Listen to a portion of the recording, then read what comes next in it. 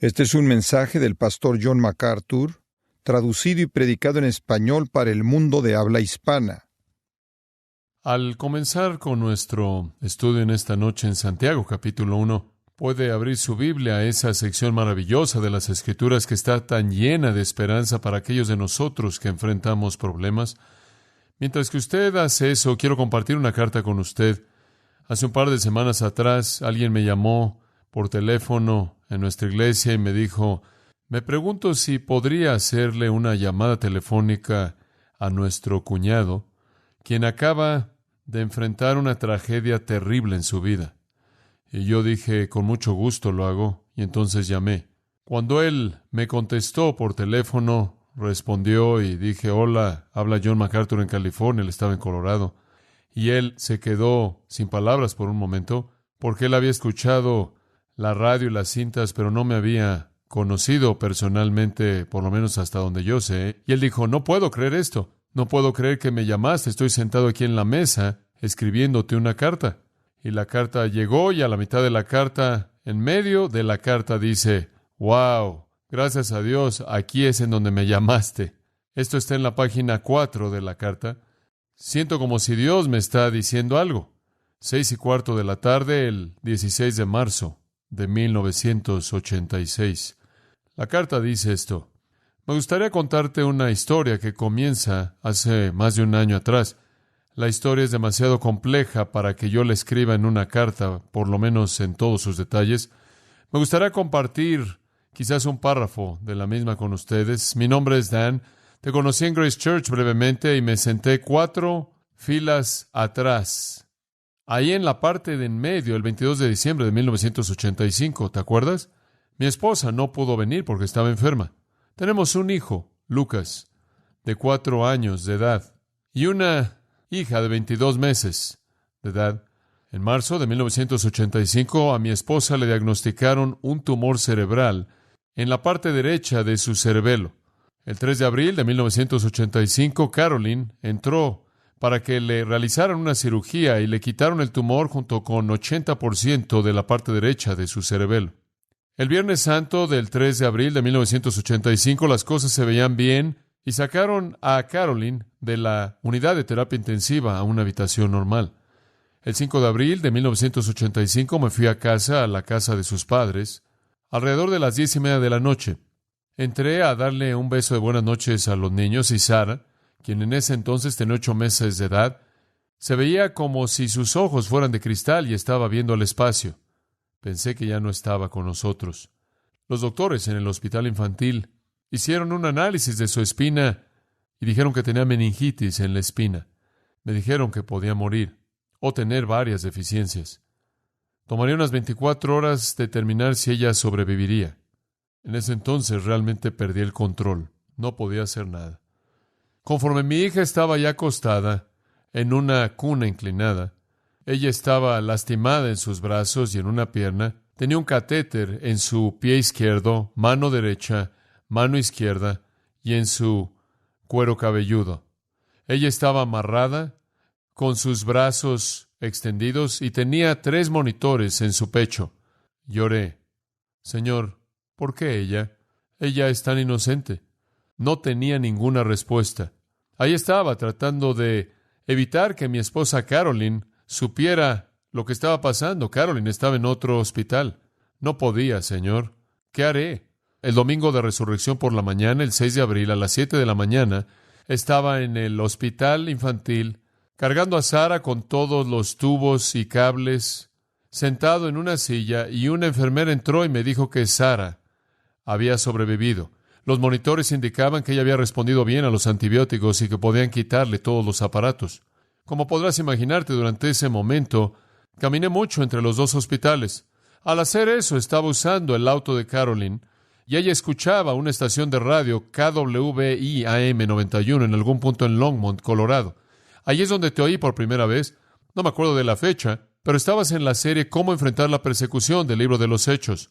La primera vez que oí, tuve que detener el auto. Estaba llorando demasiado como para manejar. Mi esposa Carolyn peleó y se recuperó de la cirugía, aunque sus capacidades motrices nunca serían normales, nunca se dio por vencida. Ella estaba dedicada a sus hijos y a mí y a su Salvador y Señor. He incluido algunas de sus notas del estudio bíblico de la vida del reino y están en la parte de atrás de la carta, sus propias notas, escritas obviamente con una mano que no podía controlar muy bien, que reflejaba algo de el daño cerebral. Ella no era un erudito bíblico, pero amaba al Señor. Ella murió el 8 de mayo de 1986 en mis brazos. El tercer tumor fue inoperable. Gracias a Dios porque tenemos a un Salvador quien ha conquistado la muerte. Conforme escribo esta carta, lo hago con lágrimas en los ojos y el olor de las flores del funeral todavía llena mi nariz. No estoy escribiendo esto para buscar compasión. Simplemente no podía dejar que pasara más tiempo. Porque quería que supieras cuánto me ha bendecido a mí y a mi familia, Grace to You. Y hablo por aquellos que están también afuera de mi familia. Por favor, expresa mi gratitud a tu personal en Grace to You y también a Grace Community Church. Y después me encanta esto al final. Muchos de tu iglesia han orado por Caroline y por mí y por la familia y posdata. Estamos orando por ustedes y por su nuevo edificio, tu amigo Dan Hommel. Ahora, ahí hay un hombre quien atravesó una experiencia emocional muy, muy difícil. En una oración, él dijo, ella murió en mis brazos. Y en la siguiente oración, él dijo, gracias a Dios por un Salvador que ha conquistado la muerte. En lo más profundo de la agonía humana, hay gran esperanza para el cristiano. Hay triunfo sin importar la profundidad del problema. Todo es cuestión de perspectiva. La familia que les mencioné en esta mañana, la familia Romanowski, cuyas 2 hijas fueron matadas ayer, se han estado quedando con Ross y Heidi Moore. Y le pregunté a Ross cómo estaba su actitud y él me dijo, para ser honesto contigo, se están regocijando el día de hoy. ¿Regocijándose por la muerte de 2 hijas en un accidente de auto? Bueno, se están regocijando porque sus 2 hijas conocían a Jesucristo y los otros 2 alumnos que iban con ellas, que no murieron, no conocen a Cristo. Causa de regocijo. Es perspectiva. Atravesar cualquier prueba de la vida para un cristiano puede ser una experiencia gozosa si la perspectiva es la correcta. Ahora, imagínese la peor prueba que usted podría enfrentar. Quizás para algunas personas podría ser una crisis financiera. Todas sus inversiones se pierden, el ahorro de su vida. Para otras personas podría ser la pérdida del empleo. Usted es despedido, no tiene ingreso para apoyar a su familia, pierde toda su dignidad. O el anuncio por parte del doctor que usted acaba de recibir palabra de que usted va a tener una cirugía de bypass triple inmediatamente, o que tiene un tumor cerebral masivo, o su marido lo tiene, o su hijo lo tiene. O la noticia le acaba de llegar por teléfono que su hija acaba de chocar en un accidente de auto terrible y acaba de morir, o ha sido violada, o su esposa acaba de ser asesinada por un drogadicto que acaba de meterse a la casa. O quizás que su hijo tiene una enfermedad fatal y solo tiene unos cuantos días para vivir.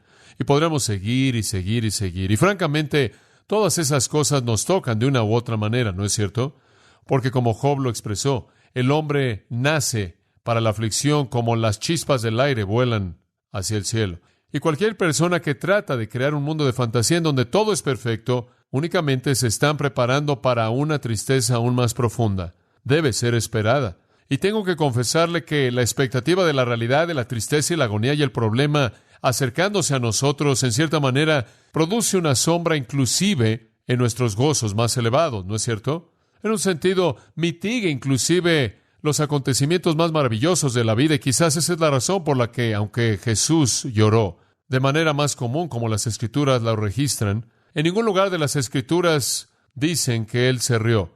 Quizás se rió, pero su felicidad en cualquier ocasión ciertamente habría sido oscurecida por su sentido abrumador de la tristeza por el pecado. Todos nosotros, a un grado u otro, si pensamos de manera realista en cómo vamos a enfrentar el problema, todos vamos a mirar los ojos de la agonía en algún punto de nuestras vidas y necesitamos entender cómo enfrentar eso. Estaba tratando de pensar en esta semana conforme me sentaba en mi estudio de lo que para mí habría sido la prueba más severa de todas las pruebas, la experiencia más dolorosa que alguien puede atravesar, y pensé en Job el clásico, quien perdió a su familia y sus cultivos y sus animales y todo. Y pensé en eso por un momento. Perdió todas sus posesiones, perdió a todos sus hijos, y lo peor es que se quedó con una esposa que no entendió nada. Él fue afectado de manera personal con la enfermedad y esto, hay que admitirlo, es una prueba bastante severa. Pero conforme pensé en esto más, pensé en otra persona, quien a mi juicio, quizás no esté de acuerdo conmigo, pero quien, en mi juicio, probablemente enfrentó potencialmente la prueba más severa que cualquier ser humano jamás pudo haber enfrentado. Y el nombre del hombre es Abraham. Acompáñeme por un momento a Génesis, capítulo 22. Realmente quería entrar a Santiago, pero simplemente comencé a pensar en esto y pensé que quizás esto nos podría dar una muy buena perspectiva. Creo que lo que Dios hizo que Abraham enfrentara, sin duda alguna, es la prueba más difícil que jamás alguien ha enfrentado. En Génesis 22, versículo 1 dice: aconteció después de estas cosas que probó Dios a Abraham. Esta es una peirasmos, esta es una prueba para Abraham. Esta es una prueba para Abraham. Él enfrentó la prueba más severa que podemos imaginarnos. Dios probó a Abraham y le dijo: Abraham, y él respondióme aquí. Y dijo: toma ahora tu hijo, noten el énfasis, tu único Isaac, a quien amas. Es casi como si Dios estuviera frotando la prueba. No solo tu hijo único, sino el que tú amas. Y vete a tierra de Moría y ofrécelo allí en holocausto sobre uno de los montes que yo te diré. Increíble. Quiero un sacrificio de ti, quiero un sacrificio humano, quiero a tu hijo, quiero que vayas ahí, quiero que lo mates como una ofrenda para mí. Esto no encajó con la teología de Abraham. No había historia alguna en el pacto de Dios del sacrificio humano. Eso era algo pagano. Ningún hijo de Dios jamás ofrecería a su propio hijo en sacrificio humano. Además, este era el hijo de la promesa. Dios había tocado los lomos muertos de Abraham y le había permitido llegar a la consumación de una relación con su esposa, Sara, quien también estaba seca en sus propios lomos, y producir un hijo del pacto, un hijo de la promesa, un hijo de esperanza, un hijo de Sara, quien había sido estéril su vida entera. ¿Por qué es que Dios pediría un sacrificio humano cuando Él nunca antes había pedido un sacrificio humano? Y hacerlo sería la antítesis de todo lo que Abraham sabía que era verdadero acerca de Dios. ¿Por qué Dios llegaría al punto de capacitar a un hombre y una mujer que se acercaban a los 100 años de edad, que había sido estéril toda su vida, para producir un hijo y después pedir que el hijo fuera matado? ¿Por qué Dios le haría una promesa a Abraham de que sería el padre de naciones y que la simiente que saliera de sus lomos será tan grande como la arena del mar y las estrellas del cielo, y después matar al único hijo que tenía? La idea entera era totalmente rara. Toda esperanza de descendencia en el Abraham de edad, toda esperanza de la promesa moriría. Abraham estaría matando a su amor, matando las promesas de Dios, dándole un golpe a la palabra de Dios, dándole un golpe a la virtud de Dios, dándole un golpe a la fidelidad de pacto de Dios, matando la promesa de Dios y cortando la línea del Mesías. Absolutamente inconcebible. Y lo que hace que sea la prueba más severa de todas no es que Isaac iba a morir, sino que Abraham iba a matarlo con su propia mano. Increíble. Es una cosa que el que usted ama muera, y es otra cosa que se le diga que mate a esa persona. Una prueba inconcebible. Una prueba que no tiene sentido de ninguna manera. No teológicamente, no en términos de la naturaleza de Dios, no en términos del plan de redención, no en términos de la palabra de Dios, no en términos de su amor o del amor de Abraham hacia Isaac. Si hubo algo que jamás le mandó Dios a un hombre que hiciera que merecía un argumento más bien extenso, era esto. Y habríamos entendido si Abraham hubiera dicho: mira, Dios, ¿puedes explicar esto, por favor? Esto no tiene sentido. No lo puedo hacer. Noten su respuesta. Versículo 3. Y Abraham se levantó muy de mañana y enalbardó su asno y tomó consigo 2 siervos suyos y a Isaac su hijo. ¿Qué? ¿En la mañana se preparó para irse y se fue, tuvo que cortar su propia madera para quemar a su hijo, a quien mataría, y se levantó y fue al lugar a donde Dios le dijo que fuera. Un hombre sorprendente, un hombre absolutamente sorprendente, sin duda, sin retraso, sin argumento, sin disputa, sin reacción.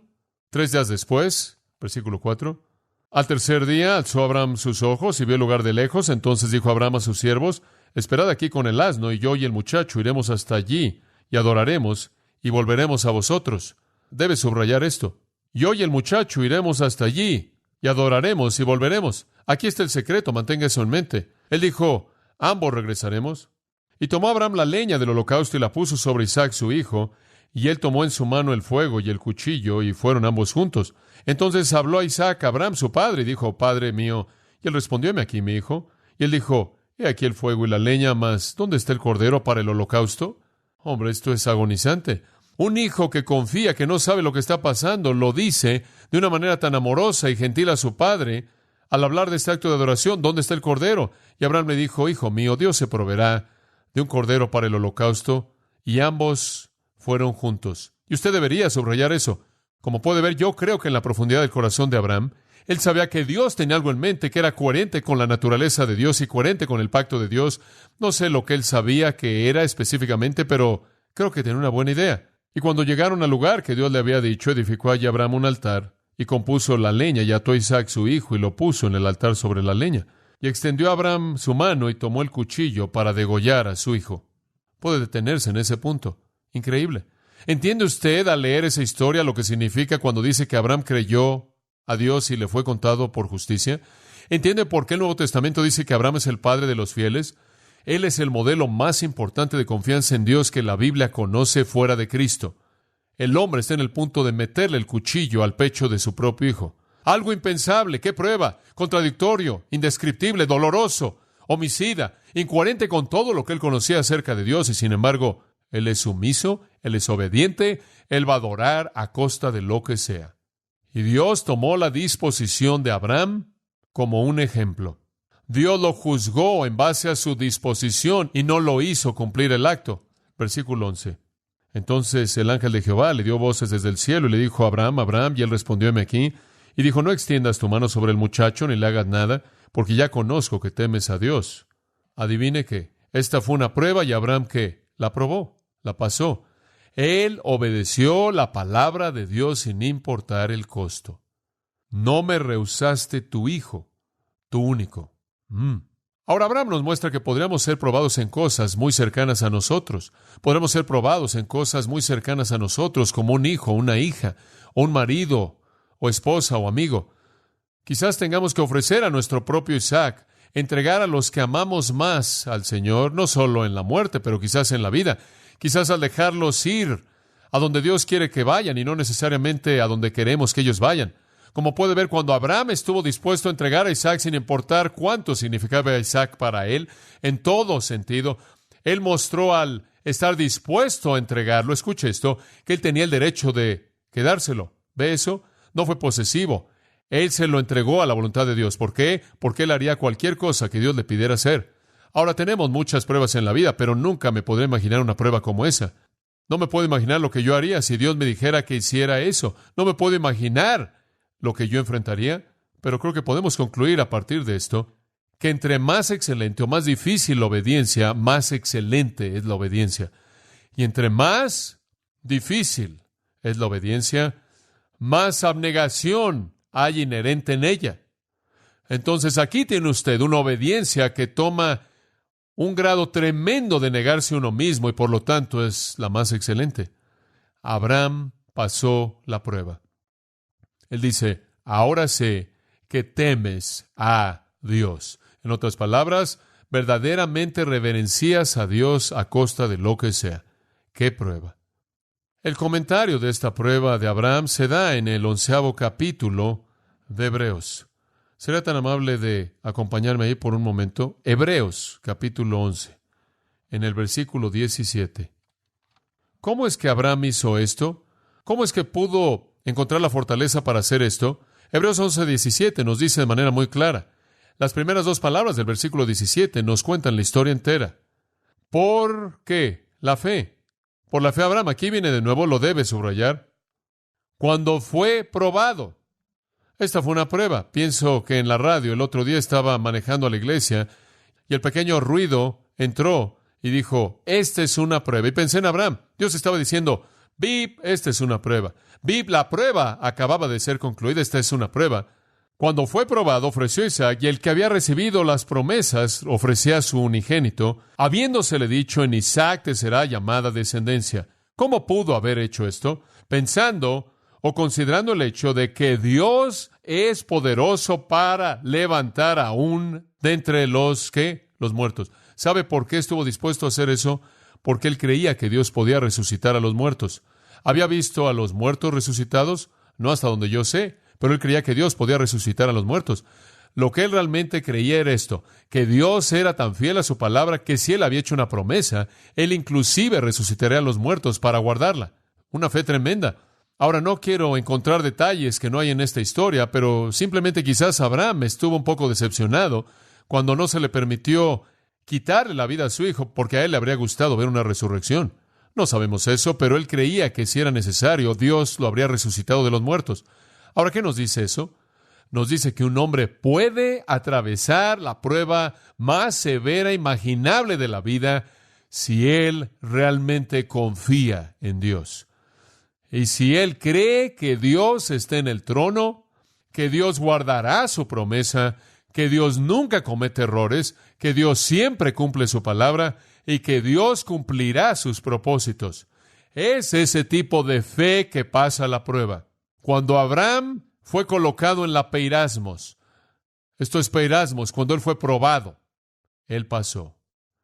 Y lo vuelvo a decir, es sorprendente. Es sorprendente que este hombre es el modelo humano más importante de fe. En Gálatas 3, versículo 7, sabed, pues, que los que son de la fe son los hijos de Abraham. Cualquier persona que vive por la fe en Dios es en un sentido espiritual un hijo de Abraham. Él es el padre de los fieles. Él es el modelo de la fe. El versículo 9 dice que los que son de la fe son bendecidos con Abraham el fiel. Él sabía que mediante sus lomos las naciones del mundo serían benditas, y él sabía que Dios guardaba su palabra y Dios lo cumpliría. Ahora, amados, tenemos que reconocer que Dios va a permitir que enfrentemos pruebas. Y lo que nos sostiene en medio de eso es nuestra confianza en Dios, nuestra fe de que Dios está haciendo todo para su propio propósito santo. Yo sé que soñamos en la comodidad mundana y nos gusta crear un ambiente perfecto, nos gusta tener comodidad absoluta, nos gusta que no existan las cosas difíciles en la vida. Queremos asegurarnos de que todo esté en control de manera perfecta. Francamente, nunca he conocido un momento así en mi vida. De vez en cuando creo que hay uno y descubro que no lo hay. Pero el hecho es que tenemos descanso temporal y comodidad temporal. En cierta manera, nos engaña al pensar que quizás podamos encontrar una ausencia permanente cuando ese no es el caso. Me acuerdo de las palabras del salmista. ¿Se acuerdan? En el Salmo 30, versículo 6, él dijo, en mi prosperidad dije, nunca seré movido. Implícito, pero estuve equivocado. Cuando estaba disfrutando, pensé que siempre seré así, y usted puede vivir en el paraíso de un necio si usted quiere. Nunca predecir algún problema, prometiéndose a sí mismo comodidad, pero eso no es lo que Cristo dijo. Él dijo, velad y orad para que no entréis en peirasmos, pruebas. Velen, esperen las pruebas, oren, pidan fortaleza, velen y oren. Estaba leyendo, como lo hago con frecuencia, las obras de Thomas Manton, un maravilloso escritor puritano, y encontré una línea en algunas de las cosas que estaba leyendo esta semana que se quedó en mi mente. Él dijo esto: Dios tuvo un hijo sin pecado, pero ningún hijo sin una cruz. Simplemente así es parte de la vida. Vamos a tener pruebas. El Salmo 23 dice, sí, aunque ande en valle de sombra de muerte, no temeré mal alguno, porque tú estás conmigo. Las pruebas vendrán, la confianza está en la presencia de Dios. Ahora, permítame hablar un poco más a manera de introducción. Como dije, quería entrar al texto mismo, pero tantas cosas vinieron a mi mente esta semana que probablemente debieron haber sido cubiertas en la introducción. Entonces, si me permite un poco, las pruebas pueden venir a nuestra vida mediante varios medios y con varios propósitos en mente. Permítame sugerirle algunas. Muy bien, en primer lugar, las pruebas vienen para probar la fortaleza de nuestra fe. Y realmente entramos a esto la semana pasada, solo quiero tocar esta. Las pruebas vienen para probar la fortaleza de nuestra fe. Hay una gran ilustración de esto en 2 de Crónicas 32-31. No necesita buscarlo, le voy a citar esa parte del texto. Se relaciona con Ezequías, quien era rey, y de Ezequías dice, escuche, Dios lo dejó para probarlo a fin de saber todo lo que había en su corazón. ¿Escuchó eso?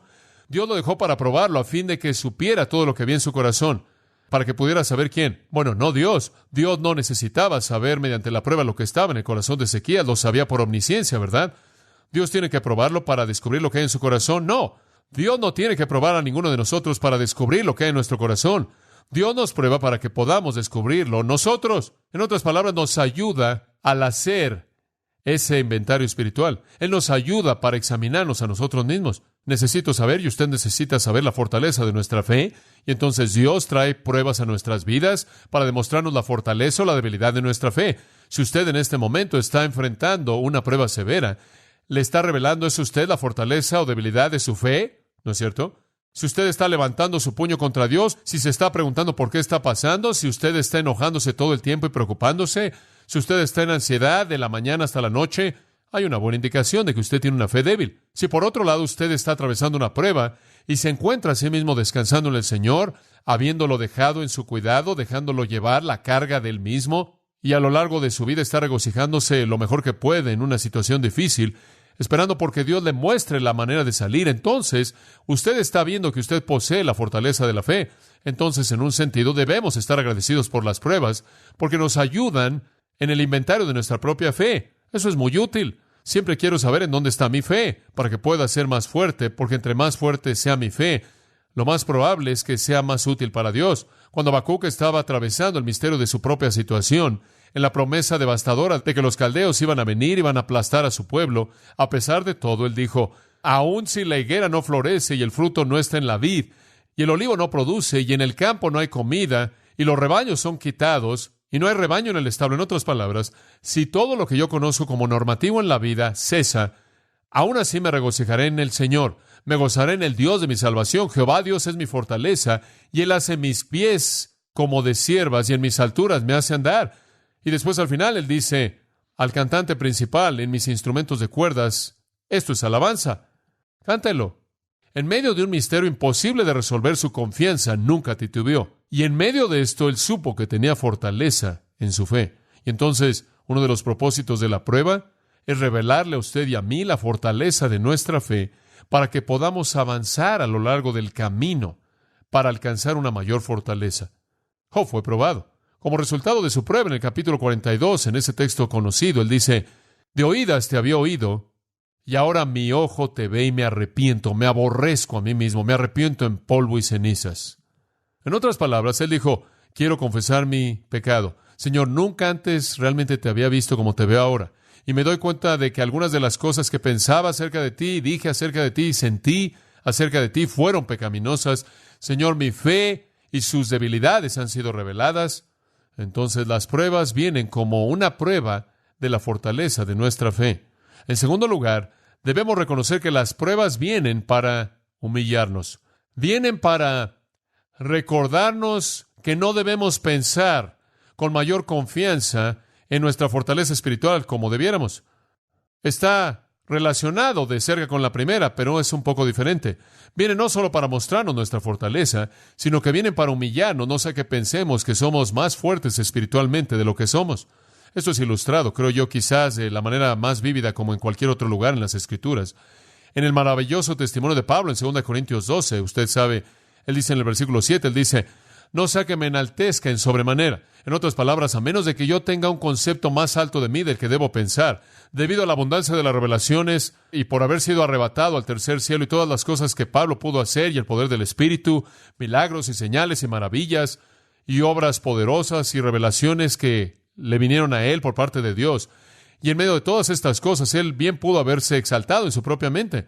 Y para que la grandeza de las revelaciones no me exaltase desmedidamente, me fue dado un aguijón en la carne para afligirme.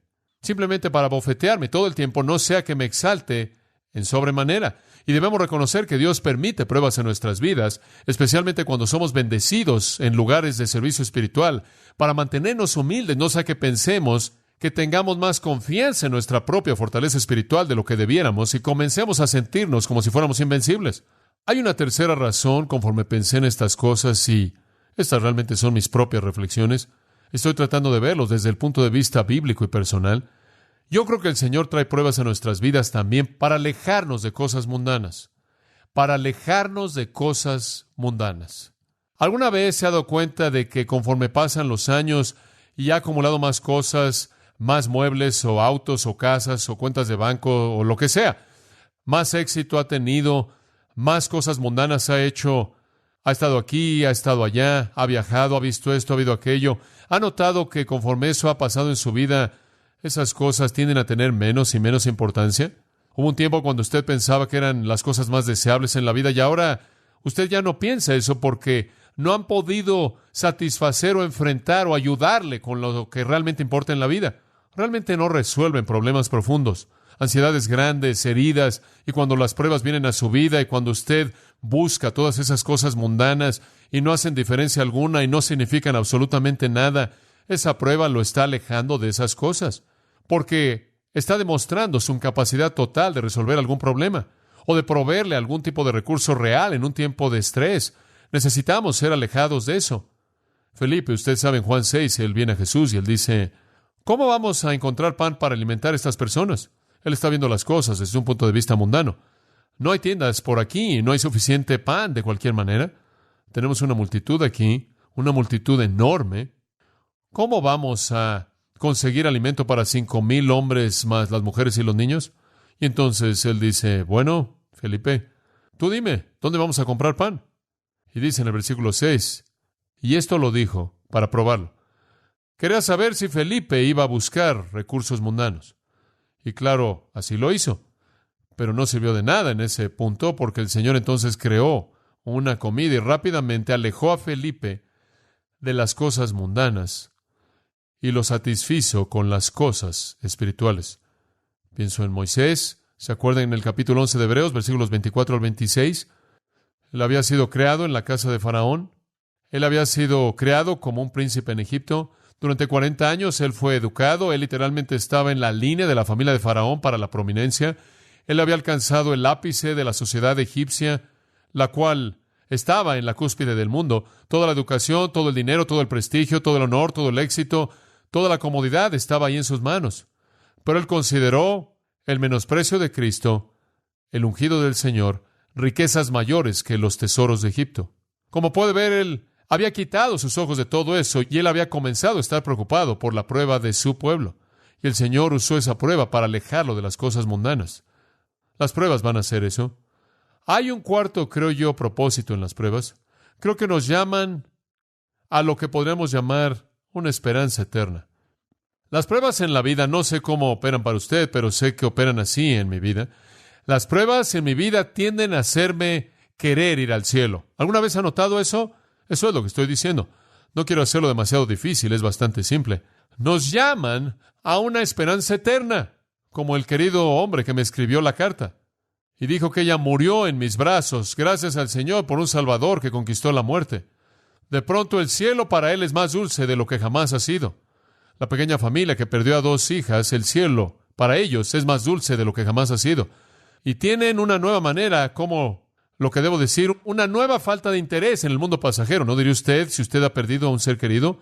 Si las personas más preciadas en su vida y la persona más preciada en su vida, el Señor Jesucristo, y si las posesiones más preciadas en su vida han sido colocadas como tesoro en el cielo, usted va a tener una relación muy, muy distante con este mundo pasajero.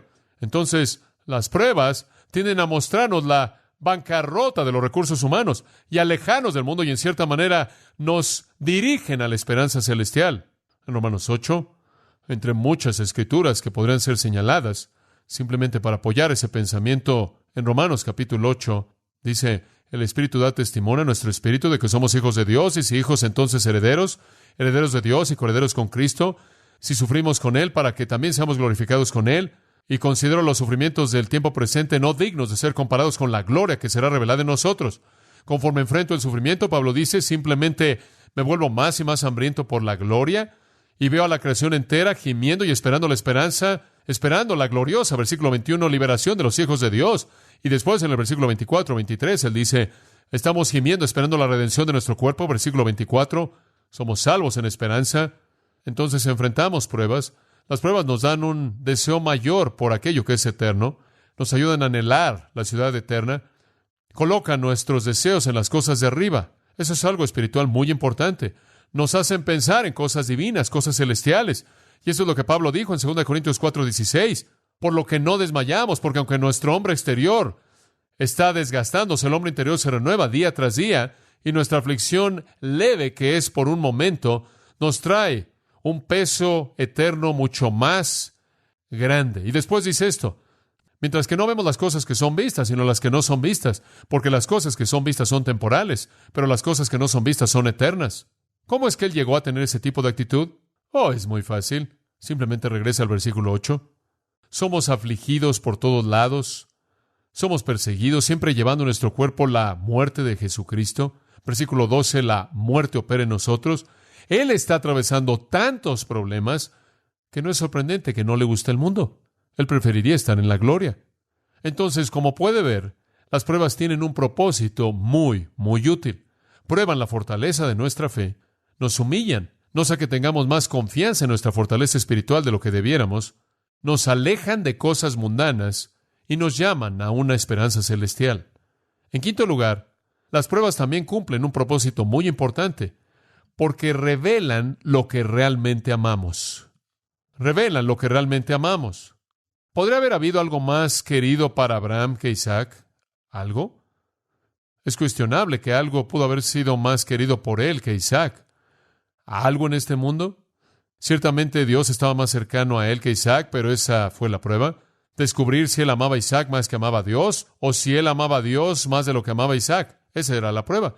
Como puede ver, las pruebas revelarán lo que usted realmente ama por cómo reacciona usted. Como puede ver, si usted ama de manera suprema a Dios, usted va a decirle, gracias Dios por lo que tú estás logrando, cumpliendo a través de esto. Ayúdame a ver eso. Y te doy la gloria a través de lo que tú estás permitiendo que suceda. Pero si usted realmente se ama a sí mismo más que a Dios, usted va a decir, Dios, ¿por qué haces esto? Y usted se va a enojar, y usted se va a molestar, y usted se va a amargar, y usted va a estar lleno de ansiedad. Como puede ver, hay un sentido en el que si algo está más cercano a usted que Dios, entonces Él lo tiene que quitar. Él lo tiene que tener. Entonces, en mi propia vida, solo quiero asegurarme de que nada esté más cerca de mí que el Señor, porque no quiero que lo quite, no que Él siempre lo hace. Estaba pensando en esto y leyendo ahí en el Pentateuco un poco, y llegué a Deuteronomio capítulo 13, versículo 3. ¿No escucharás las palabras de ese profeta o ese soñador de sueños? Este sería un falso profeta.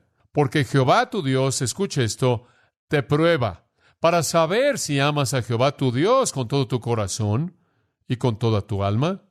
¡Wow! El Señor está probándote para ver a quién amas en realidad. Si lo amas a Él con todo tu corazón y con toda tu alma. En Lucas 14, 26, si alguno viene en pos de mí y no aborrece a su padre y madre y esposa e hijos y hermanos y hermanas y también su propia vida, él no puede ser, ¿qué? Mi discípulo. Y el que no lleva su propia cruz y viene en pos de mí no puede ser mi discípulo. Ahora, ¿qué es lo que está diciendo? Él literalmente está diciendo que es algo cristiano el odiar a todo mundo, incluyéndote a ti mismo. No, lo que él quiere decir con esto es, si usted no ama a Dios, a grado que usted, de manera dispuesta, si es necesario, se distancia de padre, madre, esposa, hijos, hermano, hermana, y aún su propia vida, entonces no ama a Dios de manera suprema. Usted no es digno de ser su discípulo. ¿Qué quiere decir aislarse, distanciarse? Queremos decir que usted va a hacer la voluntad de Dios en primer lugar y sobre cualquier otra cosa, sin importar lo que apela a aquellos que están cerca de usted. No importa lo que le importa a su padre, o a su madre, o a su esposa, o a su hijo, a su hermano, hermana, o a su propia carne. Usted va a hacer la voluntad de Dios sin importar lo que ellos quieran, porque ahí está su amor supremo. Dios quería, en el caso de Abraham, que Abraham y todos nosotros supiéramos a quién amaba Abraham más. Él le dijo a él, Isaac, tu único, a quien amas. Abraham pasó la prueba. ¿A quién amaba Abraham más que a cualquier otra persona? A Dios. Y ese es el valor de la prueba. Abraham descubrió que él amaba a Dios más que a cualquier otra persona, Y todo mundo supo eso. Es tan importante señalar eso. Cuando usted atraviesa una prueba, descubra lo que revela acerca de su amor. Hay un sexto propósito en las pruebas que realmente es muy, muy útil, y es el siguiente. Las pruebas nos enseñan a valorar la bendición de Dios. Las pruebas nos enseñan a valorar la bendición de Dios. Nos enseñan a valorar la bendición de Dios. La razón nos enseña a valorar el mundo. Los sentimientos nos enseñan a valorar el placer. La fe nos dice que valoremos el mundo de Dios, la palabra de Dios, el favor de Dios, la bendición de Dios. La razón dice, aprovecha lo más que puedas del mundo. El sentimiento dice, encuentra el placer a costa de lo que sea. La fe dice, obedece la palabra de Dios y sé bendecido. Como puede ver, las pruebas nos enseñan la bendición de la obediencia. En medio de una prueba obedecemos y somos bendecidos. Eso es lo que buscan enseñar. Nos muestran que la obediencia, a costa de lo que sea, trae la bendición de Dios. El salmista dice en el Salmo 63:3, y esto a partir de la experiencia personal, porque tu misericordia es mejor que la vida, mis labios te alabarán. Dios, he visto tu misericordia y es lo mejor que hay. Lo mejor que hay. Jesús es el ejemplo perfecto de esto en Hebreos 5. En los días de su carne, Él ofreció oraciones, súplicas, con clamor, con lloro fuerte y lágrimas, aquel que era poderoso para salvarlo de la muerte. Jesús está atravesando la prueba del huerto. Eso es lo que se retrata ahí. Y Él estaba sudando gotas de sangre, llorando y clamando porque Dios lo librara. Y Él fue oído en que Él temía, y aunque Él fue hijo y uno amado, sin embargo, Él aprendió la obediencia por las cosas que sufrió. Y habiendo sido perfeccionado, se volvió el autor de eterna salvación a todos los que le obedecen. Y escuche, mediante el sufrimiento Él fue obediente y Dios lo exaltó. Filipenses 2 lo dice de otra manera. Él fue humillado, tomó la forma de hombre, se ofreció a sí mismo en la muerte y Dios lo exaltó hasta lo sumo. Las pruebas nos colocan en medio del sufrimiento para que obedezcamos en el sufrimiento y entonces recibamos la bendición completa de Dios. Y yo diría que cuando usted atraviesa una prueba, si usted aprende a obedecer a Dios, usted experimentará la emoción de su bendición. Esa es su promesa. Permítame darle dos más que son propósitos del sufrimiento. Número 7, el sufrimiento viene, y este es un propósito de mucho, mucho valor. El sufrimiento viene para capacitarnos, para ayudar a otros en su sufrimiento. Algunas veces, cuando el sufrimiento viene, quizás no tenga ningún otro propósito que capacitarnos mejor para ayudar a otros en su sufrimiento. Yo pienso en eso con respecto al capítulo 22 de Lucas, en donde Jesús le dice a Pedro, y el Señor le dijo, Simón, Simón, he aquí Satanás os ha deseado para zarandearos como a trigo. Satanás te va a tomar y te va a sacudir. Y yo he orado por ti que tu fe no falle. Ahora escucha esto. Para que cuando tú te vuelvas, tú salgas de eso. Él dice, fortalezcas a tus hermanos. Ahí está, un propósito maravilloso. Es como Jesús en Hebreos capítulo 4, Hebreos capítulo 2 también, quien se convierte en un sumo sacerdote misericordioso y fiel, que es poderoso para ayudar a aquellos que vienen a Él, porque Él ha enfrentado toda prueba que nosotros hemos enfrentado, ¿verdad? Eso es lo que lo hace a Él un sumo sacerdote fiel y misericordioso. Entonces enfrentamos pruebas con el propósito de poder ayudar a otros. ¡Qué maravilloso! ¡Cuán maravilloso es que Dios nos permita aprender por la experiencia para instruir a otros! Y después, finalmente, el octavo. Y esto nos lleva al pasaje. Tendremos que esperar una semana, pero en octavo lugar, las pruebas vienen para desarrollar fortaleza perseverante para una mayor utilidad. Vienen para desarrollar fortaleza perseverante para una mayor utilidad. De nuevo, Tomás Manton dijo, y cito, cuando todas las cosas están en silencio y cómodas, vivimos por los sentidos en lugar de vivir por la fe. Pero el valor de un soldado nunca es conocido en tiempos de paz. Fin de la cita. Tiene razón. El valor de un soldado nunca es conocido en tiempos de paz. Dios tiene su propósito en la prueba, y con Él nos va a dar mayor fortaleza. Conforme usted atraviesa una prueba, sus músculos espirituales son ejercitados. Usted se fortalece para el siguiente. Eso significa que usted puede enfrentar un enemigo mayor. Eso significa que usted es más útil. Usted atraviesa otra prueba y otra prueba y otra prueba. Y todas esas lo están fortaleciendo, fortaleciendo, fortaleciendo, hasta que ahora su utilidad se está incrementando y su fortaleza lo hace más útil. Y entonces, entre más útil es usted, más usado es usted. Y entre más usado es usted, más logra en el poder del Espíritu para la gloria de Dios. Entonces, permítame resumirlo. ¿Cuál es el propósito de Dios conforme Él nos prueba? En primer lugar, para probar la fortaleza de nuestra fe, para que podamos saber en dónde está nuestra fortaleza o no lo está. En segundo lugar, para humillarnos, no sea que lleguemos a tener más confianza en nuestra propia fortaleza espiritual de lo que debiéramos. En tercer lugar, para alejarnos de cosas mundanas. En cuarto lugar, para llamarnos una esperanza celestial para que vivamos enfocados en lo de arriba y no en lo de abajo. En quinto lugar, para revelarnos lo que realmente amamos. En sexto lugar, para enseñarnos a valorar la bendición de Dios y a valorarla conforme viene a nosotros en los tiempos de sufrimiento. En séptimo lugar, para capacitarnos para ayudar a otros en sus pruebas, para sobrellevar los unos las cargas de los otros. Y en octavo lugar, para desarrollar una fortaleza perseverante para una mayor utilidad, para que Dios nos pueda colocar en lugares más importantes de ministerio y eficacia. Ahora, todos estos son propósitos que valen la pena, todos estos se encajan en el plan de Dios por su gracia, pero la pregunta que todavía está en su mente como en la mía, muy bien, van a venir. Regresemos a Santiago 1 simplemente para un pensamiento de conclusión. Dice que van a venir, la prueba de su fe va a venir, versículo 3, versículo 12. Bienaventurado es el hombre que soporta la prueba, después de que es probado, va a ser recompensado. Van a venir, no hay manera de evitarlos, y podríamos decir, sé que van a venir, y sé que todos estos son los propósitos de Dios en ellos, y Él quiere cumplir todo eso. Puedo entender eso, pero todavía no responde a la pregunta, ¿cómo enfrento esto cuando estoy en medio de ellas? ¿Cómo las atravieso? Está bien tener todo esto en una lista en mis notas de sermón, pero ¿cómo enfrento esa prueba? Y ahí es donde Santiago 1, 2 al 12 realmente hablan. En primer lugar, se necesita una actitud gozosa. El primer medio para perseverar en una prueba es una actitud gozosa. Hermanos míos, tened por sumo gozo. La segunda es una mente que entiende, sabiendo esto, que esta prueba está produciendo algo. La tercera es una voluntad sumisa. Mas tenga la paciencia su obra perfecta. En otras palabras, deje que suceda porque Dios está operando. Está llevando a cabo su obra. La cuarta, en los versículos 5 al 8, es un corazón que cree. Pídele a Dios lo que necesite y pida, versículo 6 dice, ¿en qué? En fe. Usted debe tener un corazón creyente que cree para creer que Dios tiene un propósito y que Él va a suplir todo lo que usted necesita para esa prueba. Un corazón que cree. Y finalmente, en los versículos 9 al 11, un espíritu humilde. Un espíritu humilde. Usted persevera en medio de las pruebas con una actitud gozosa, una mente que entiende, una voluntad sumisa, un corazón que cree y un espíritu humilde.